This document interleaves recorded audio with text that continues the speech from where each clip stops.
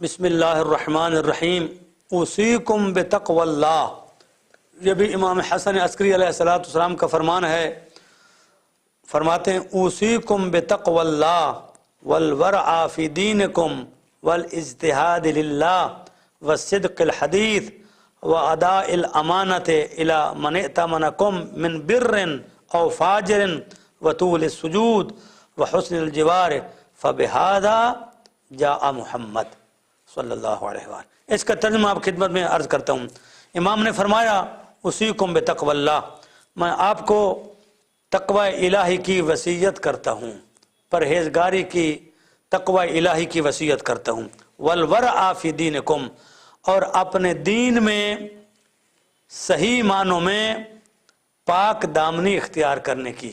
والورع فی دینکم، اپنے تم کو دین میں بہترین نیکیوں کی ہدایت اور وصیت کرتا ہوں۔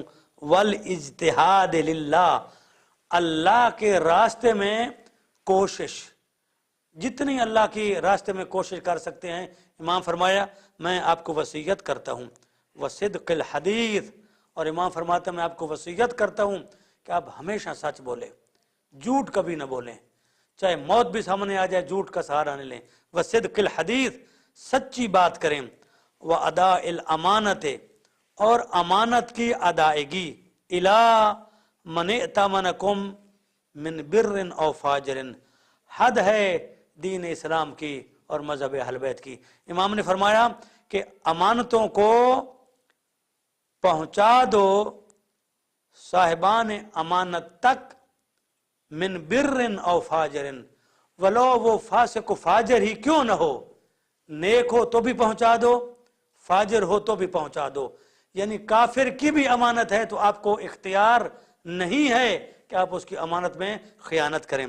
وطول السجود، امام فرماتے ہیں اللہ کی بارگاہ میں سجدے لمبے کرو، طولانی سجدے کرو، اللہ کی بارگاہ میں گر جاؤ، اللہ کے سجود میں آپ اپنے آپ کو بالکل طول پکڑ لو، جتنا لمبا سجدہ کر سکتے ہو۔ اللہ کو سب سے زیادہ جو چیز پسند ہے وہ سجدہ ہے۔ وحسن الجوار، ہمسایوں کے ساتھ اچھا سلوک کرو۔ یہ مذہب اہل بیت ہے، یہ مذہب آل محمد ہے، یہ مذہب قرآن ہے، یہ مذہب رسول اللہ ہے۔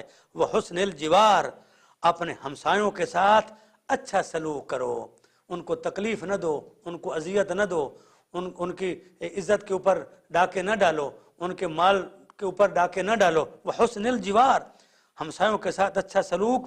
فرمایا یہ جو 5-6 چیزیں میں نے بیان فرمائی ہیں، امام فرماتے ہیں فَبِهَذَا جَاءَ محمد، آپ کے آخری نبی محمد انہی چیزوں کو پہنچانے کے لیے آیا ہے۔ یہاں یعنی انتہا ہے دین مبین کی کہ تقوی اختیار کرو، اللہ کی بارگاہ میں کوشش کرو، سچی بات کرو، امانت کو ادا کرو، چاہے وہ فاسق کی ہو یا فاجر کی یا نیک مومن کی، سجدے طول کرو، طولانی کرو، اور ہمسایوں کے ساتھ اچھے سلوک کرو۔